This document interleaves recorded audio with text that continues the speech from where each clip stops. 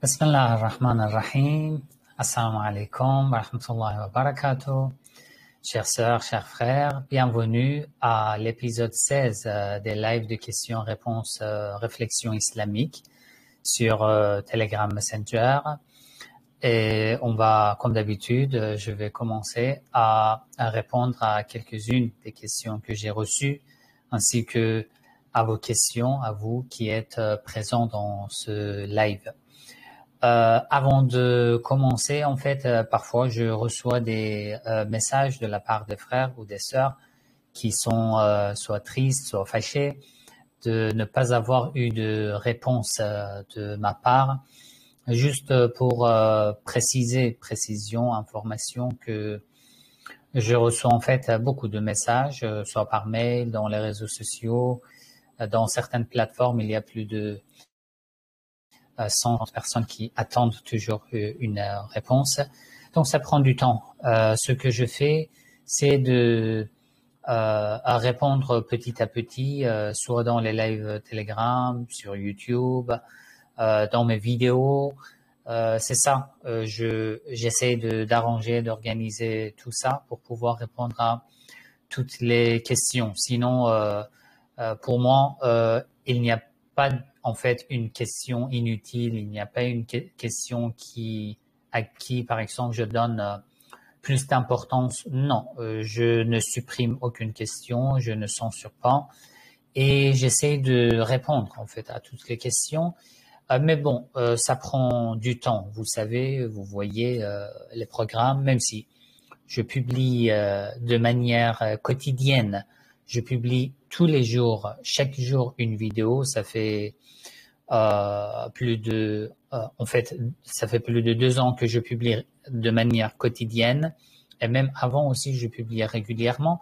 Même quand même, il y a pas mal de questions en attente. En tous les cas, je vous demande en fait d'être plus patient. Vous allez recevoir vos réponses, Inch'Allah.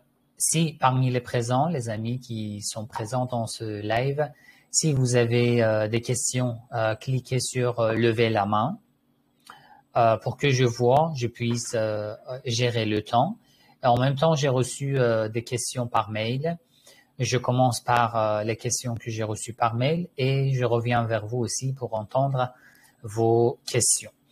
Une personne m'a posé cette question: existe-t-il un mouvement dans les niveaux du paradis ou bien sont-ils acquis et définitifs? S'il existe un mouvement sur des générations, qu'est-ce qui remplace les tortures infligées en enfer? Les mouvements dans le paradis, si ça existe, oui, ça existe. Parce que, en fait, on peut dire s'élever dans le paradis, s'élever dans son niveau spirituel dépend de plusieurs facteurs, on peut dire, de plusieurs éléments. Bien sûr, une partie qui a beaucoup d'importance et qui a beaucoup d'influence sur notre statut dans le paradis, c'est nos comportements dans l'ici-bas. C'est sûr, et il n'y a pas de doute. Ça veut dire que tout ce que j'ai fait dans l'ici-bas, de bonnes œuvres ou du mal, du tort que j'ai fait, définissent mon statut soit dans le paradis, soit de l'enfer. Mais après la mort, est-ce que tout est fini? La réponse est non. On ne peut pas dire que tout est fini. Pourquoi? Parce que même si je suis mort, il y a beaucoup de choses que j'ai laissées dans l'ici-bas. Beaucoup de choses. Parfois, lorsque je suis en vie, je mets une trace, une influence parmi les gens, mon entourage, une mauvaise influence pour les encourager à commettre des péchés.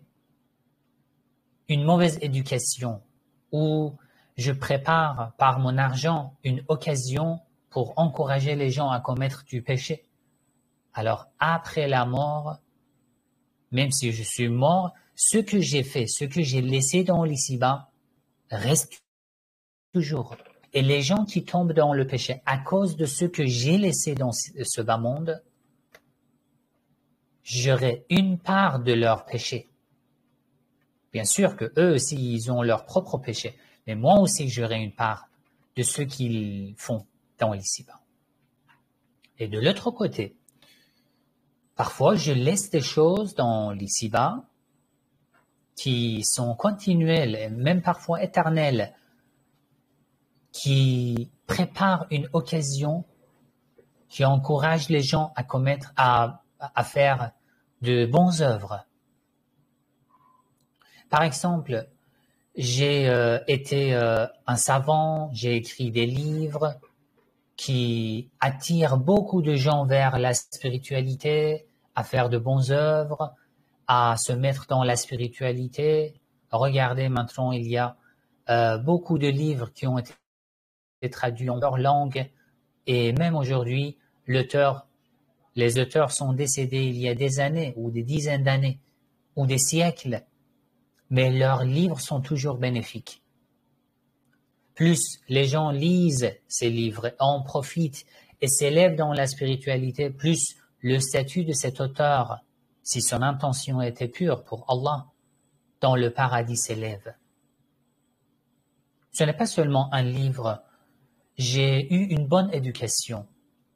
Dans ma descendance, tout ce qu'ils font de bonnes œuvres qui provient de ma bonne éducation, plus mes descendants font de bonnes œuvres et obtiennent des récompenses, mon statut dans le paradis aussi s'élève grâce à ce qu'ils font.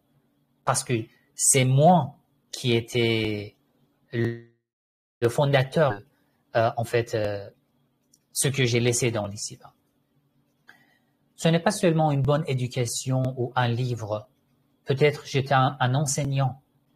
Peut-être j'étais, par exemple, juste un bon ami et que j'ai réussi à guider, à attirer mon ami vers la bonne voie, la voie droite.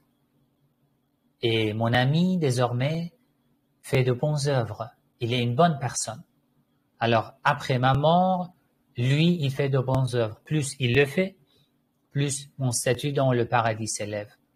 Et lui et sa descendance, vous voyez, tout cela, on les considère comme as-sadaqatul jariyah, l'aumône courante, l'aumône que tu fais, que tu donnes, qui reste même après la mort. On peut donner en fait des dizaines ou des milliers d'exemples pour ce sujet. Par exemple, tu aides financièrement. Tu es quelqu'un qui a assez de moyens financiers. Tu aides financièrement les autres pour la propagation de l'islam, la diffusion de l'islam. Même après ta mort, les gens qui sont guidés à cause de cette diffusion que tu as soutenue, plus ils font de la pratique dans la religion, dans la spiritualité, plus ton statut dans le paradis s'élève. Vous voyez, tu aides financièrement un homme, une femme pour faciliter leur mariage et ceci les attire à être encore plus pratiquants parce que tu étais pratiquant et tu l'étais. Plus ils font de bonnes œuvres, plus ton statut dans le paradis s'élève. Ils font une bonne éducation pour leurs enfants font de bonnes œuvres, vous aurez une part de leur récompense. Vous voyez, c'est comme ça. Donc, essayons d'être utiles lors de notre vie et même après la mort.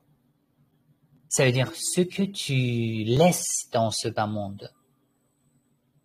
Qu'est-ce que tu laisses dans ce bas monde? C'est un enfer ou c'est le paradis? Réfléchissons à ce que nous laissons après nous dans ce bas monde. Parfois une seule parole. Parfois, par exemple, un poète qui a dit un poème, une ligne, 2 lignes de poème sur les Ahl al-Bayt alayhim salam, sur la spiritualité, une sagesse. Après des siècles, une personne lit ce poème et ça touche son cœur. Ça le fait réfléchir à la spiritualité. Ça le mène vers la spiritualité. Grâce à un seul poème, tu t'élèves dans le paradis après la mort. Ce que tu laisses dans l'ici-bas, c'est hyper important pour ton statut dans le paradis. Bien sûr, donc la réponse, il y a de mouvements dans le paradis, oui. Si vous parlez du statut, c'est comme ce que je vous ai expliqué, il y aura beaucoup de même perfection dans le paradis. Ça, c'était la première question. La deuxième question que j'ai reçue par mail, je vois en fait concernant le divorce. Concernant le divorce, une personne m'a posé cette question. Normalement, je reçois beaucoup de questions concernant le divorce, juste pour l'information dans mes cours de fiqh, la jurisprudence en ligne, sur mon institut, en 6 modules. J'ai enseigné tous les chapitres du fiqh, dont le divorce, avec tous les détails, les conditions, les détails, les formules et tout. Vous pouvez vous abonner et vous inscrire au cours de fiqh. Sinon, en résumé, pour le divorce, il y a des conditions, il y a des obligations, des interdictions. Par exemple, la femme ne doit pas être dans la période de ses menstrues, d'accord? Et le divorce, c'est l'homme qui prononce la formule de divorce et il a besoin de 2 témoins. Pour le divorce, l'homme a besoin de 2 témoins et les 2 témoins doivent être présents et non par téléphone. La femme peut être absente, mais les 2 témoins, lorsque l'homme prononce la formule, doivent être présents, d'accord, pour être au courant du fait que l'homme prononce la formule de divorce. Si l'une de ces conditions, par exemple, ce que j'ai dit, la femme ne doit pas être dans la période de ses menstrues, si cette condition manque, le divorce n'est pas valide. Si il n'y a pas de témoin, le divorce n'est pas valide. Si l'homme ne prononce pas la formule de divorce comme il faut, le divorce n'est pas valide. D'accord? Est-ce qu'il y a besoin qu'un imam, un cheikh, un savant fait le divorce? Non. Il n'y a pas besoin, il n'y a besoin de personne. C'est l'homme qui le fait, mais il doit avoir 2 témoins. Et si l'homme lui-même ne veut pas le faire, il doit donner la représentation à une autre personne, nommer une autre personne comme son délégué, par exemple, pour prononcer la formule de divorce. Dans ce cas aussi, il n'y a pas de problème.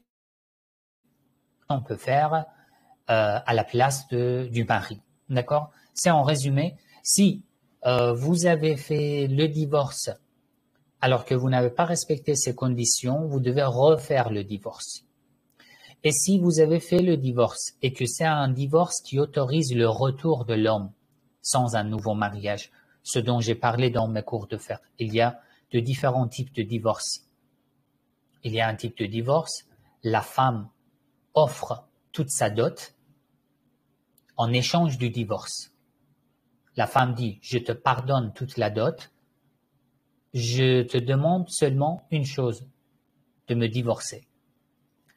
Dans un tel divorce, il n'y a pas de retour. Ça veut dire, une fois l'homme a divorcé, il ne peut plus revenir à cette femme, sauf avec un nouveau mariage. Ça veut dire demander cette femme encore en mariage, et si la femme accepte. Mais il y a un autre type de divorce qui autorise le retour. D'accord. At-talaq al-raj'i, un divorce dans lequel le retour est autorisé. Dans ce cas, pendant le délai de viduité, on peut dire le délai d'attente de la femme après le divorce, si l'homme revient à sa femme et qu'il se rapproche, dans ce cas, ils sont considérés comme mariés.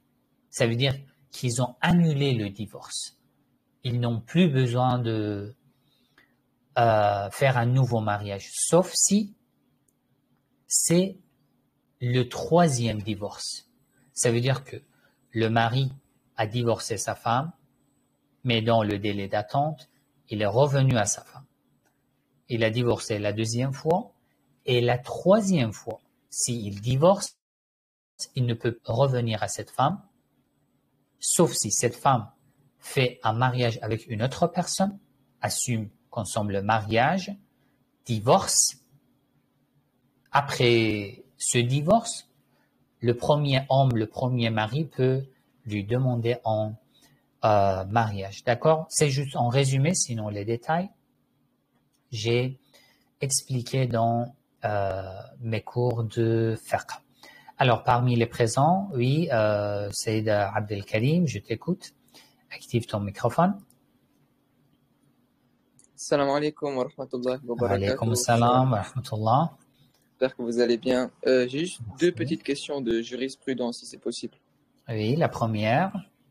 La première, c'est la awra d'un homme lorsqu'il doit sortir, par exemple, dans la rue ou bien à la plage, n'importe où, les parties qu'il doit cacher. Et la deuxième, c'est le fait de serrer la main à une femme et la femme à un homme non mahram. J'avais entendu dire que sous certaines conditions, on peut serrer la main, mais après il faut dire que il faut prévenir, en fait, dans les cas de gêne, tout ça. D'accord, je vous explique.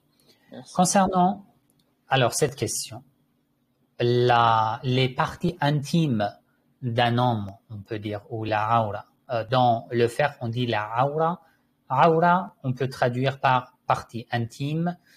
En fait, les parties intimes dans le fiqh a une autre signification un peu différente parce que nous disons dans notre langage courant, d'accord? Les parties intimes pour un homme a des préceptes. Il y a des préceptes qui se basent sur ce sujet, comme la prière, notre vêtement dans la prière, notre vêtement devant les femmes qui, en fait, hors de la relation en couple, notre vêtement devant notre famille, par exemple notre sœur, notre mère, et lorsque nous sortons dehors. En tous les cas, pour la prière, il y a un minimum et il y a un maximum recommandé. Un minimum, c'est pour le moment où je n'ai pas d'autre choix. Ça veut dire que je n'ai pas assez de vêtements pour me couvrir. Je sais pas, je suis dans une situation très compliquée, ou dehors, dans la nature, j'ai perdu, il m'est arrivé quelque chose. Je ne peux pas couvrir tout mon corps.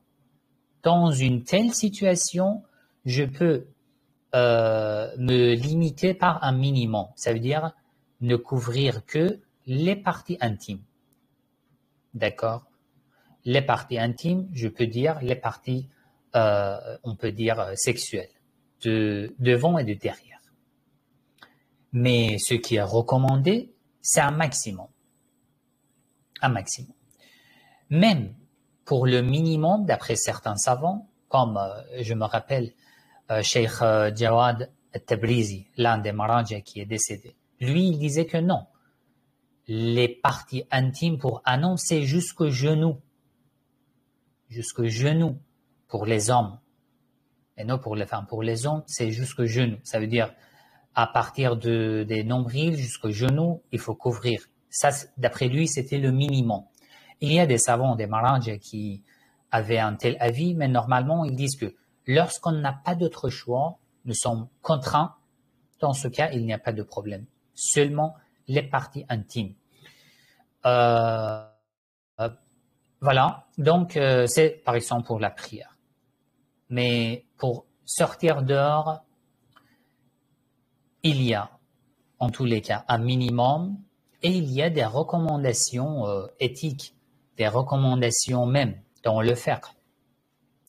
Là où tu sors, là où il y a par exemple des femmes, là où tu sais que si tu ne respectes pas en fait, tu ne t'habilles pas comme il faut, il y aura des problèmes. Tu dis que bon, pour moi, je suis un homme, je suis libre, le voile n'est pas interdit pour moi. Non, non. Mais si tu causes un problème, tu te présentes là où il y a des femmes avec en fait, on peut dire un aspect qui peut poser problème pour ceux ou celles qui te regardent. Dans ce cas, toi aussi, tu es responsable. Il faut faire attention à ce sujet aussi concernant le vêtement de Anna. Votre deuxième question, serrer la main d'une femme. Dans le cadre de l'islam, c'est interdit. D'après la plupart des savants, tout ce que je connais, ils interdisent, et il y a des hadiths aussi. C'est en fait un des résultats des préceptes sur le voile. Lorsque le regard est interdit, toucher ce corps aussi est interdit. Mais en plus de ça, il y a d'autres hadiths aussi qui interdisent. Donc, toucher ou prendre ou serrer la main d'une femme musulmane, c'est interdit, d'après tous les savants. Soit tu informes avant, soit tu en parles, soit tu n'en parles pas. C'est une interdiction absolue. Encore, il y a une minorité parmi les savants que vous ne connaissez même pas, qui autorise le même acte avec une femme non musulmane.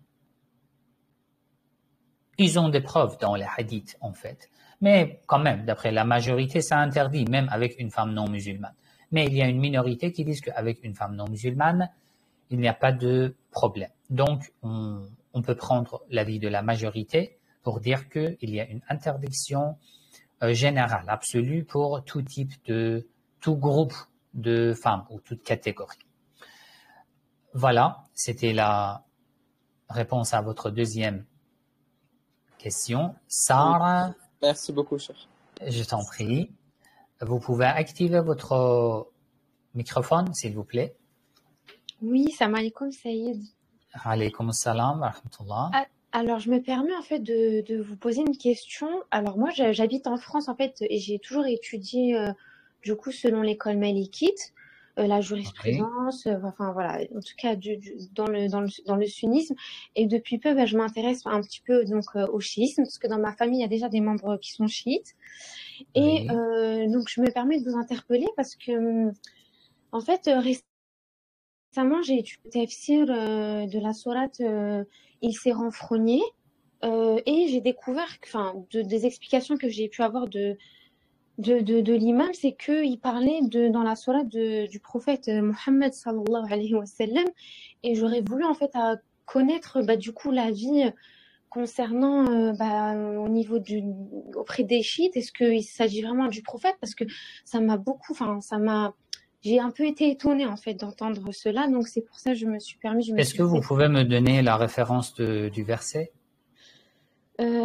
Alors oui, je vais vous donner ça tout de suite. Vous voulez le numéro du verset, c'est ça? Le numéro et la sourate, le numéro du verset et la sourate. Oui, je vais vous donner ça. Je vais juste prendre mon Coran.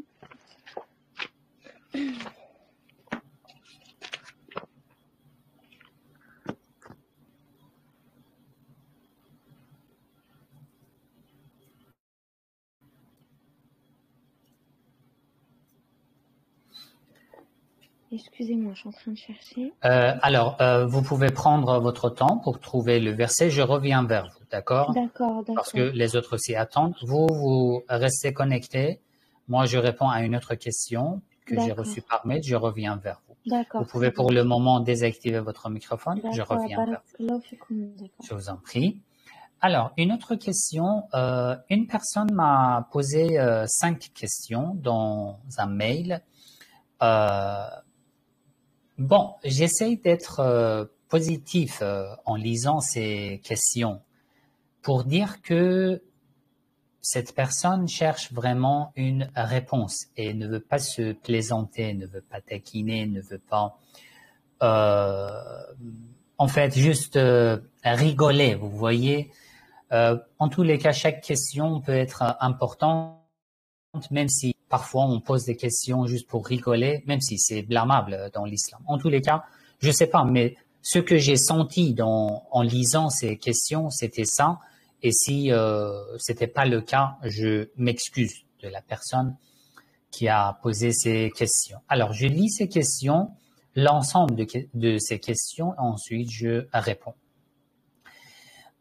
Il a écrit « Je me considère comme un musulman de culture, je ne suis ni sunnite ni coraniste, je crois en Dieu, je reconnais une certaine beauté dans le Coran, mais je ne crois pas, par exemple, que boire de l'urine de chameau ait des vertus. » Voilà, ça aussi, comme vous voyez, il n'a pas encore posé les questions, mais boire de l'urine de chameau, quel est le rapport entre ceci et le Coran, les versets du Coran?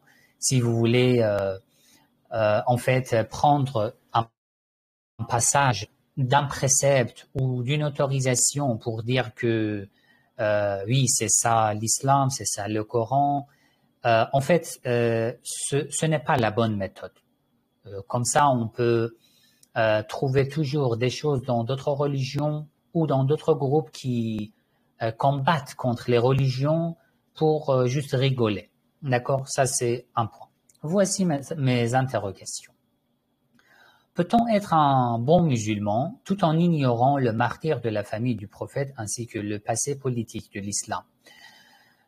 Comme j'ai dit, bon, alors j'essaie de ne pas répondre pour lire toutes les questions, mais juste une chose, la règle pour devenir musulman, c'est l'attestation de la foi.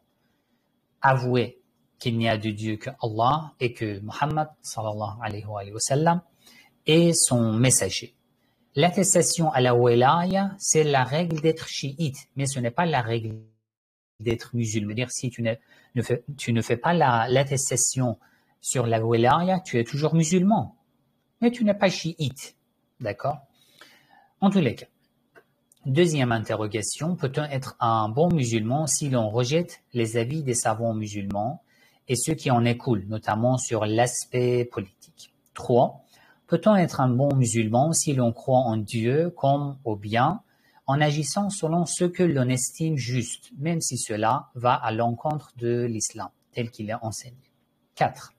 Si l'islam était une invention humaine, seriez-vous semblable à un scientifique ou une personne qui analyserait les moindres détails d'une série télévisée? D'accord. Spéculant et théorisant sur ces aspects cachés et l'œuvre, ceux qui, par exemple, analysent les films, les séries télévisées.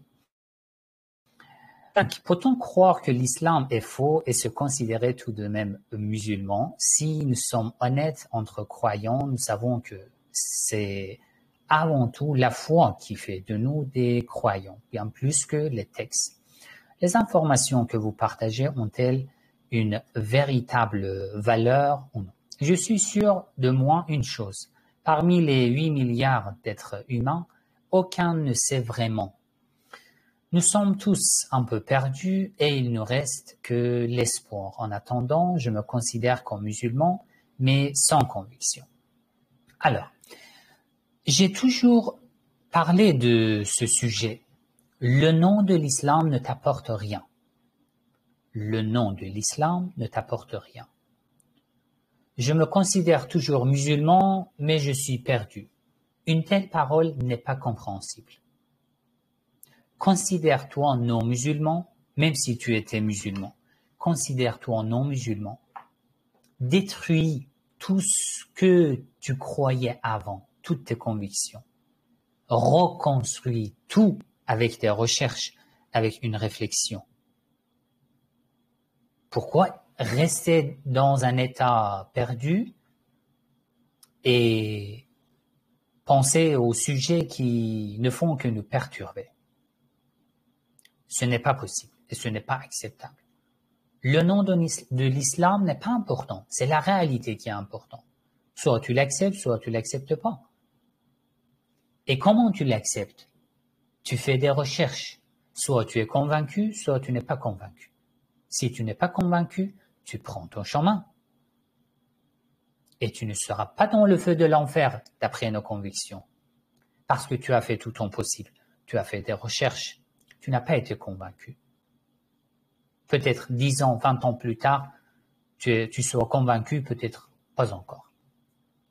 Et si tu as été convaincu que l'islam est la voie droite, soit tu l'acceptes, soit tu n'acceptes pas. Si tu as accepté, tu deviens musulman. Si tu n'as pas accepté à cause d'une haine, tu deviens impie. C'est clair? Alors, je reviens sur vos questions. Ignorer le martyr de la famille du prophète. Comme je vous ai dit, la base de l'islam, c'est l'attestation de la foi. L'attestation de la foi, c'est déjà beaucoup. Ne pensez pas que Ashhadu an la ilaha illallah wa ashhadu anna Muhammadan Rasulullah, c'est juste deux phrases. C'est plusieurs années de réflexion, d'études. Lorsque tu dis Ashhadu an la ilaha illallah, ça veut dire que j'ai fait des recherches.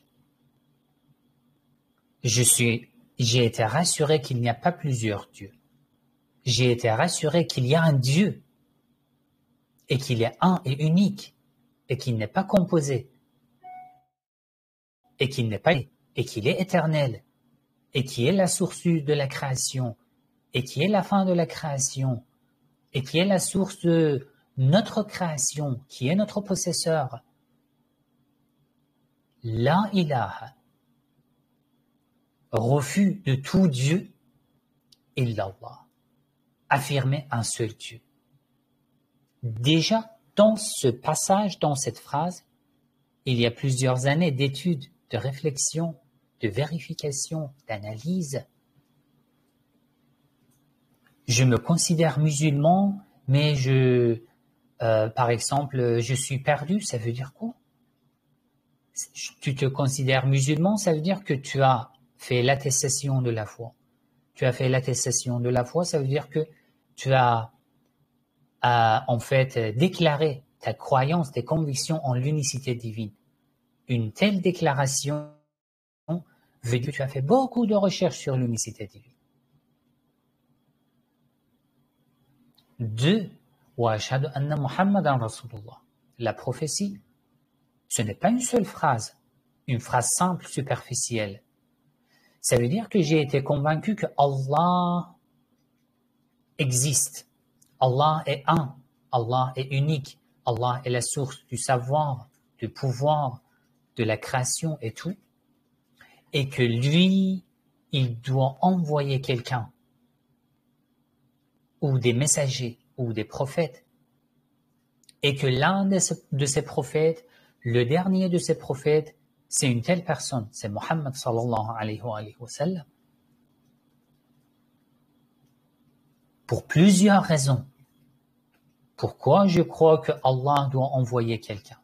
Pourquoi Allah a envoyé quelqu'un? Quelle preuve prouve que Allah a envoyé quelqu'un? Quelle prouve que Muhammad est un prophète? Quelle preuve prouve que Muhammad est lié et en fait compétent de recevoir la révélation? Tout cela se place dans cette phrase wa ashhadu anna Muhammadan Rasulullah. Une fois tu as passé ces deux étapes, tu es musulman. Maintenant, tu ignores le martyr de la famille du prophète, beaucoup de préceptes, etc., etc. Oui, c'est parce que tu es toujours au début de ce chemin. Petit à petit, sujet par sujet, question par question, tu vérifies, tu fais des recherches. Tu es convaincu, tu acceptes. Tu n'es pas convaincu, tu n'acceptes pas. C'est important. Je reviens sur votre deuxième interrogation. D'accord? J'ai lu ces 5 questions ensemble parce que je les considère comme une seule question. peut-on être un bon musulman si on rejette les avis des savants musulmans? Surtout l'aspect pratique, pardon. Au début, j'ai lu politique, l'aspect pratique. Alors, si tu refuses par des preuves, pourquoi pas? Il n'y a pas de problème. Si tu refuses l'avis de quelqu'un, ça veut dire que tu n'es pas au courant de son argumentation. Mais si tu dis que je ne suis pas d'accord avec ce savant parce qu'il a une telle argumentation et son argumentation a ses problèmes, 1, 2, 3, 4, 5, et je ne peux pas accepter une telle argumentation. Oui, dans ce cas, tu peux refuser n'importe quel avis, soit de la part d'un savant, même d'un grand savant, mais juste dire que non, ce savant a dit une telle chose, pour moi, ça ne me dit rien. Essayons d'éviter d'être si superficiels. D'accord, il a dit ça, pour quelle raison? Quelles sont ses argumentations? Et quelles sont mes critiques à son argumentation? Dans ce cas, je les refuse. Pas de problème. Ensuite, il dit, peut-on être un bon musulman si l'on croit en Dieu en agissant selon ce que l'on estime juste? Comme je vous ai dit, lorsque tu te considères musulman, tu ne peux pas dire que je suis ce que j'estime juste, parce que tu as avoué en l'existence de Dieu, en l'unicité divine, à la prophétie du prophète. Et là, ce que Dieu, le domaine ou les domaines dans lesquels Dieu t'a autorisé de suivre ton propre avis, tu suis tes propres avis. Dans la spiritualité, dans la religion, tu ne suis que Allah et son prophète. Et la raison, l'intellect. La raison et la révélation ensemble, d'après les hadiths. Donc, je me considère musulman, le nom de l'islam me suffit, ensuite je suis mes propres opinions. Ce n'est pas possible. Parce qu'une fois que tu as fait l'attestation de la foi, ça veut dire que tu as déjà passé plusieurs étapes.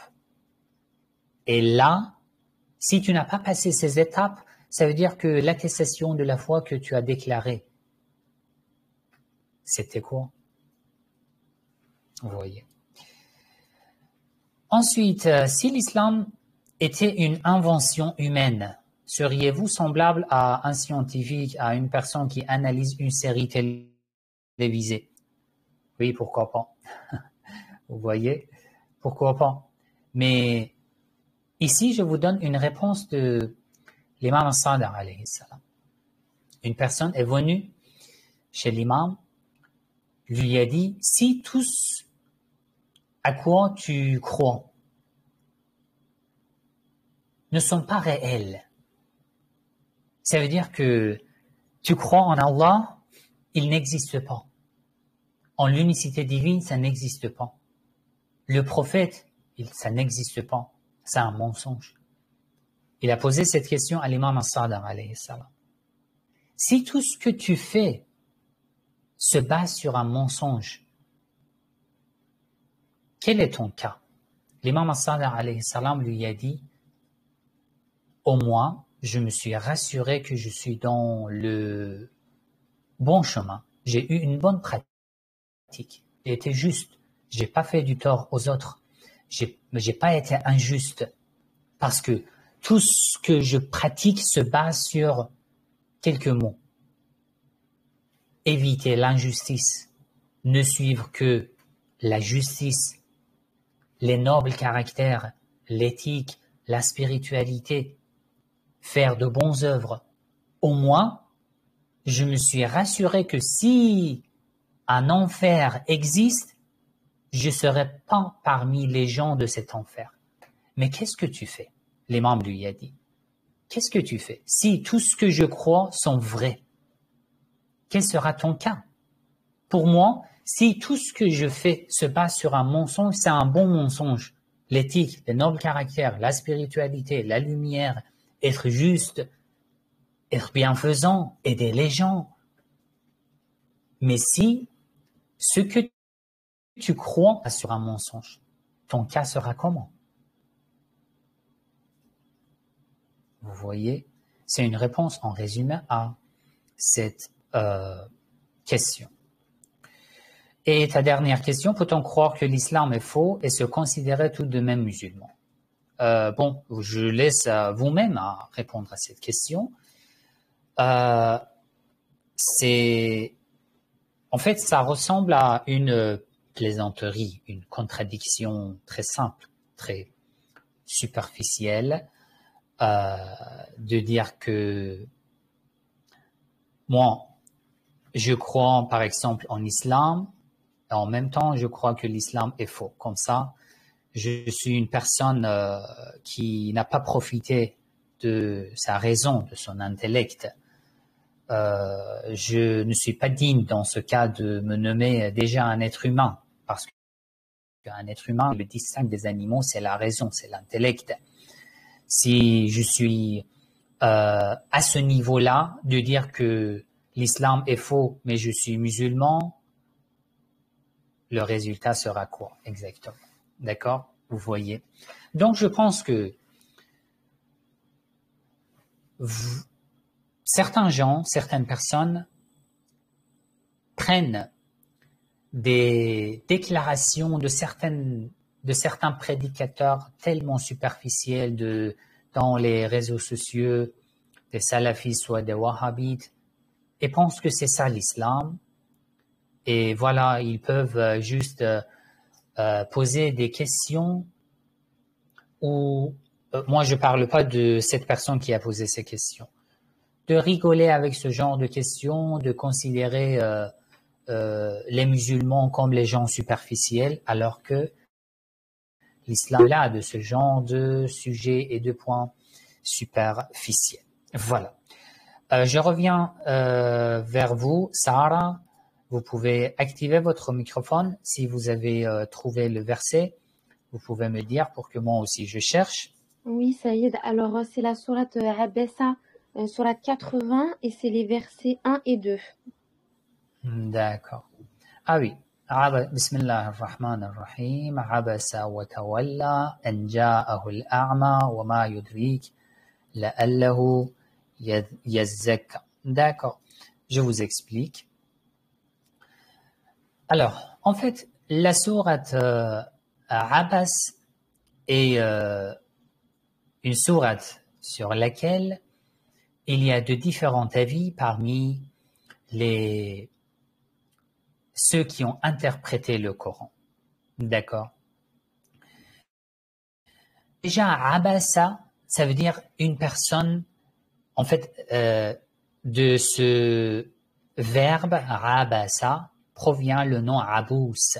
Ça veut dire une personne qui a un visage très, on peut dire, je ne sais pas en français quel mot utiliser, une personne qui a pris un visage, un aspect que les autres n'osent pas se rapprocher de cette personne. Vous voyez, une telle personne. Alors, Abasa wa tawalla. Certains pensent que c'est à propos du prophète Muhammad sallallahu alayhi wa sallam et que c'était en fait un comportement de notre prophète. D'après beaucoup d'exégètes du Coran sunnites, ils pensent que certains des chefs qurayshites étaient auprès du prophète Muhammad sallallahu alayhi wa sallam, des riches, des commerçants, et que le prophète était en train de leur parler de l'islam. Le prophète souhaitait en fait les attirer à l'islam et voilà, les faire convaincre à devenir musulmans. À ce moment-là, une personne qui s'appelait Abdullah ibn Maktoum, qui était aveugle et qui était apparemment pauvre, il est venu dans cette assemblée et a demandé au prophète Muhammad sallallahu alayhi wa sallam de lui réciter quelques-uns des versets du Coran, et il a insisté. Il a tellement interrompu la parole du prophète que le prophète s'est fâché contre lui, d'accord? Les signes de la colère sont apparus sur son visage, d'accord? Et ensuite, il s'est détourné de cet homme pauvre, de cet homme qui était aveugle, et c'est pour ça que ce verset a été révélé. D'après l'école des Ahl al-Bayt alayhim salam, une telle interprétation contredit les fondements de notre religion. Parce que nous croyons que, moi j'ai parlé de l'infaillibilité des prophètes dans mes podcasts Leçons chiites. Vous pouvez soit visionner la playlist des podcasts sur ma chaîne YouTube Leçons chiites. Dans les premiers épisodes, j'ai parlé de l'infaillibilité des prophètes. Et aussi dans la playlist Qu'est-ce que le chiisme sur ma chaîne. Donc ici, maintenant, je ne répète pas. Mais d'après les chiites, un prophète est infaillible avant la prophétie ou après la prophétie. Dès la naissance. D'après les exégètes chiites, les exégètes du Coran chiite, ce verset a été révélé sur un des Omeyyades de Bani Umayya. Il s'était assis à côté du prophète Muhammad sallallahu alayhi wa sallam. Abdullah ibn Maktoum, un homme aveugle et pauvre, est entré. Et lorsque cet homme de Bani Umayya a vu cette personne, il a essayé de s'écarter de cet homme parce que il était riche, il était noble et il ne voulait même pas que ses vêtements touchent cet homme pauvre et aveugle. D'accord? C'est comme s'il le considérait sale et voulait s'écarter et s'isoler, prendre une distance avec cet homme pauvre. C'est pour ça que dans ces versets du Coran, Allah a blâmé cette personne de Bani Umayya. L'imam as-Sadiq alayhi salam a donné cette interprétation de la sourate Abasa wa Tawalla. Et d'après les exégètes du Coran aussi, la première interprétation n'est pas correcte et contredit les bases de notre religion. Voilà, j'espère que c'est clair.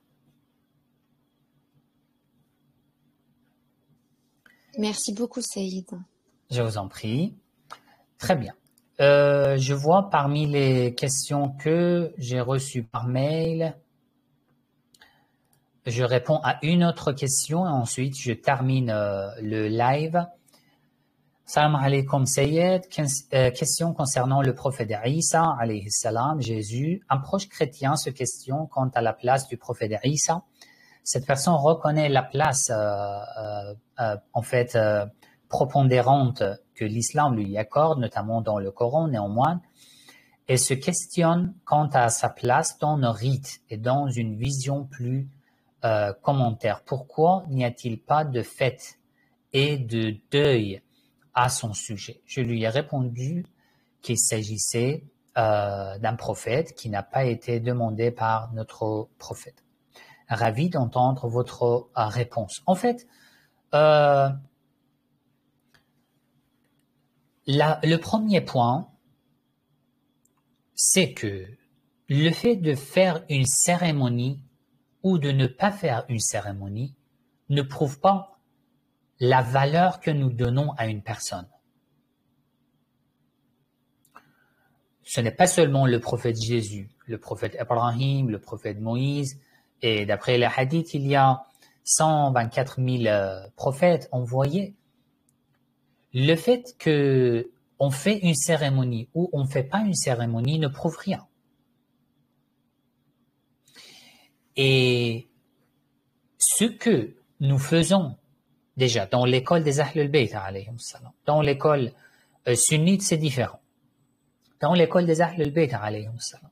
Ce que nous faisons pour les imams alayhim salam, c'est parce que déjà pour le prophète Muhammad sallallahu alayhi wa sallam et les imams alayhim salam, parce que déjà ils sont les symboles de l'islam, de notre religion, d'accord, et que célébrer ou respecter tant notre prophète et les imams alayhim salam, c'est comme si je respecte les prophètes précédents.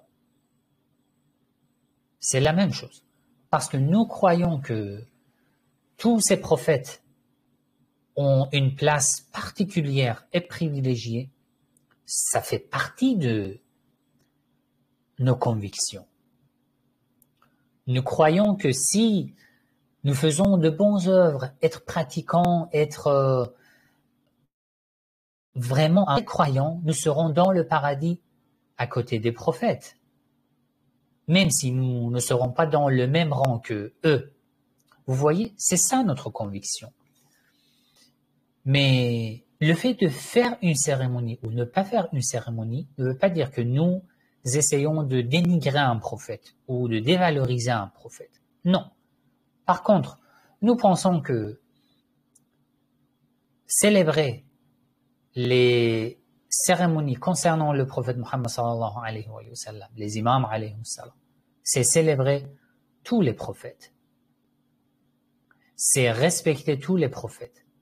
C'est un respect à l'égard de tous les prophètes, à l'égard de toutes les religions, et à l'égard des enseignements divins. C'est tout. Ce n'est pas quelque chose de mal de ne pas faire ce genre de cérémonie. C'est clair en fait. Quelqu'un qui connaît déjà les versets du Coran, notre conviction, c'est très bien la place des prophètes, surtout le prophète Jésus, le prophète Moïse, dans nos convictions. C'est pour ça que nous disons que parmi les 313 partisans de l'imam al-Mahdi, ajjalallahu ta'ala farjahu sharif, il y aura des adeptes purs de Jésus et de Moïse. Des adeptes, des partisans de Jésus et de Moïse, parmi ces 313. J'en ai parlé dans mes vidéos, les vidéos que j'ai publiées dans la playlist de l'imam al-Mahdi, ajjalallahu ta'ala farjahu sharif. D'accord. Ça aussi était une question importante que je devais répondre. Alors, du fait que une heure est déjà finie, et il reste encore des questions que j'ai reçues par mail et aussi parmi vous, les présents, et le frère qui a levé la main. Je m'excuse et Inch'Allah, on continue à répondre aux questions suivantes la semaine prochaine. D'accord? Je vous remercie d'avoir suivi ce live et ce que je vous demande, c'est que pour les questions, pour recevoir la réponse aux questions, soyez un peu patient, petit à petit, je réponds. Et lorsque je publie ou j'envoie un message sur ma chaîne, sur Telegram, n'oubliez pas de faire une réaction à ce message. C'est en fait un moyen très rapide de m'envoyer ce que vous pensez par rapport à ce message, même si c'est un message court. Et ça, c'est un soutien aussi pour la chaîne dans les réseaux sociaux. Vous touchez le message, quelques instants, vous choisissez une émoticône, on peut dire, pour m'envoyer une réaction sur le message sur Telegram. J'envoie tout de suite le live, le fichier audio et la vidéo sur la chaîne Telegram. Et petit à petit, je coupe question par question et au fur et à mesure, je les publie sur YouTube aussi. Tous les lives précédents jusqu'à l'épisode 12, les lives réflexion islamique ont déjà été publiés sur YouTube dans la playlist réflexion islamique. Il vous suffit d'ouvrir ma chaîne YouTube, l'onglet podcast. Là, vous voyez la playlist réflexion islamique et 12 épisodes qui ont déjà été publiés et les épisodes suivants aussi seront petit à petit, Inch'Allah, publiés. Je vous remercie N'oubliez pas d'envoyer dua. À la semaine prochaine. Wassalamu alaikum wa rahmatullahi wa barakatuh.